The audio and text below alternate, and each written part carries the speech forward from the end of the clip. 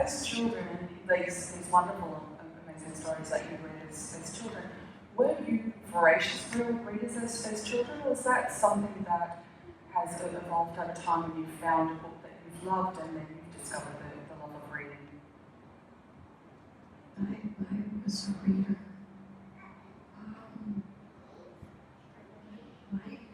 My mother got you can see this is going to go well.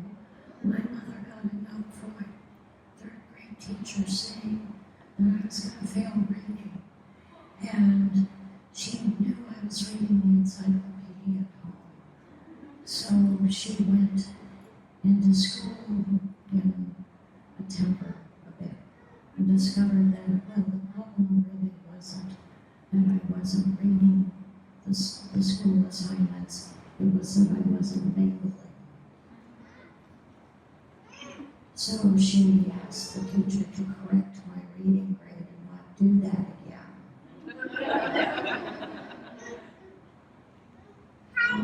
I tore through the first grade reading manual and then went home and started looking. I was watching Robin Hood on television and started looking him up on the encyclopedia. And that's where I came to like the encyclopedia stuff. And then I found out you could go to the library and get other books that were about the same things. So I was kind of off to the races, and then I discovered that some of my parents' books were interesting too. I've always loved stories, so I've always read. But after I learned how to put two words together, and start with see, spot, run. I started with see, spot, run, and I haven't stopped since. Right now, Spot has fangs and claws and other things, but he's still running.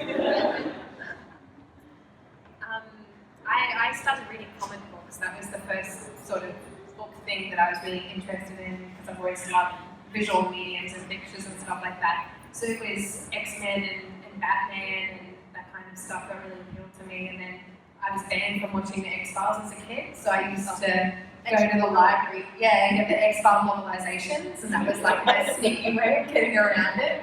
I still had my X-Files novelization. Hold on to them, they're amazing, and one day they're going to be worth a lot of money, I keep telling myself.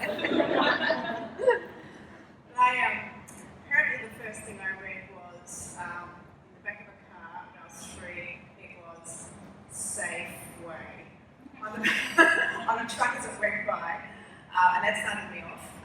And I was very voracious, and I was very lucky because my mother read to me and gave me books that I could read along with her, with my teachers as well.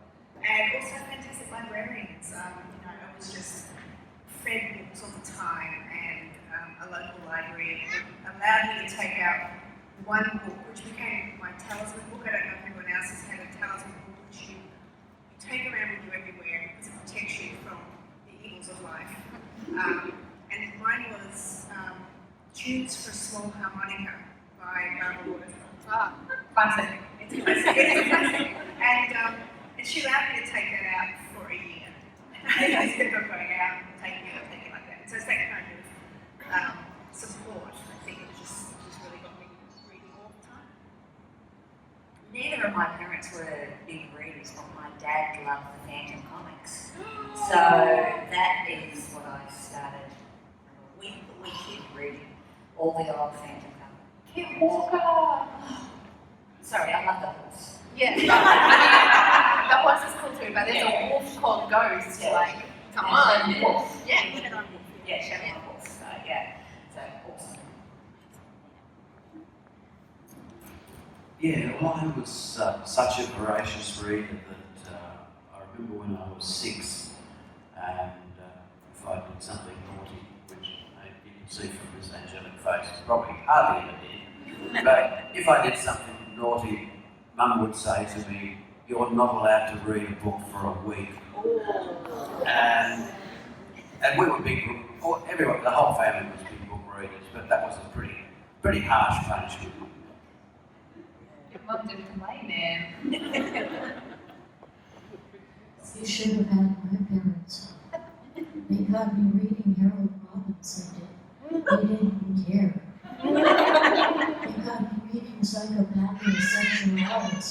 They didn't care. It was very instructive. I didn't know you could do that with sheep.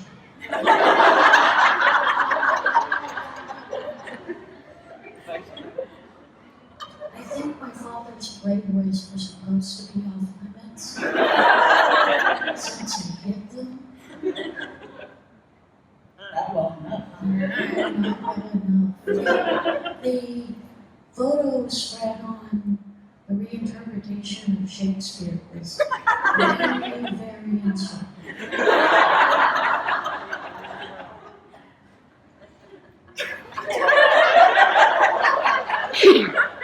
Surely it didn't mean for me to be somebody I'm not.